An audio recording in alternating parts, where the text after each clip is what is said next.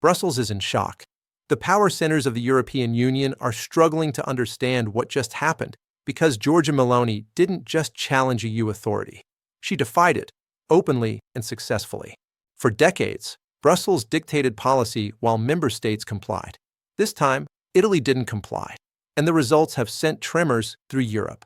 Lampedusa, once the global symbol of Europe's failure on migration, is no longer overwhelmed. The numbers don't lie. Illegal arrivals have dropped by nearly 60% in a single year, from over 150,000 crossings to just 66,000. That's not rhetoric. That's impact.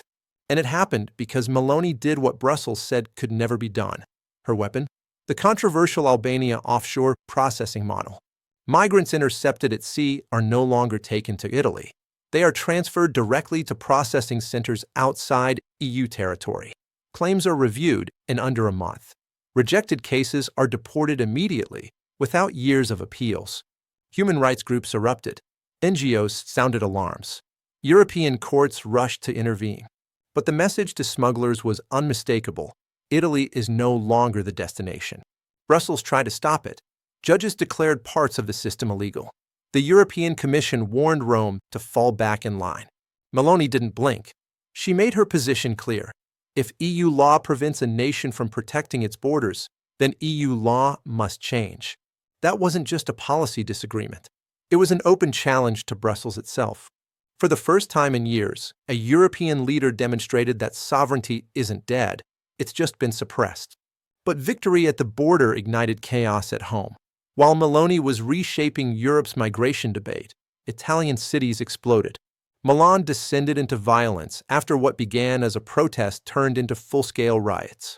Police stations were attacked. Public infrastructure was destroyed. 60 officers were injured, dozens hospitalized. These weren't spontaneous demonstrations. Authorities described them as coordinated assaults. Meloni's response was immediate and uncompromising. No apologies. No calls for understanding. She called it what she believed it was, an attack on the state. Arrests followed. Prosecutors began identifying rioters frame by frame. Charges escalated.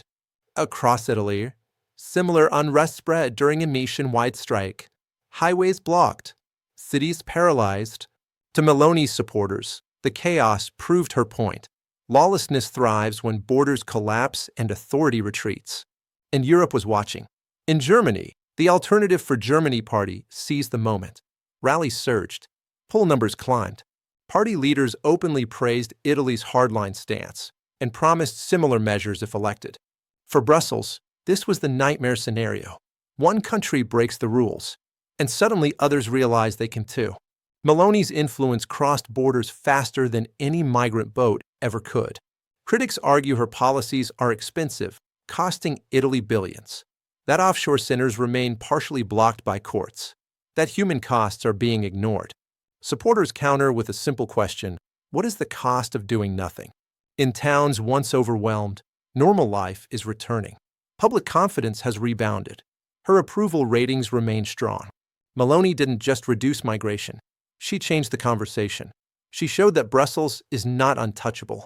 That EU power depends on compliance, not force. And that's what terrifies the establishment. Because if one country can say no, others will follow. This is no longer just about Italy.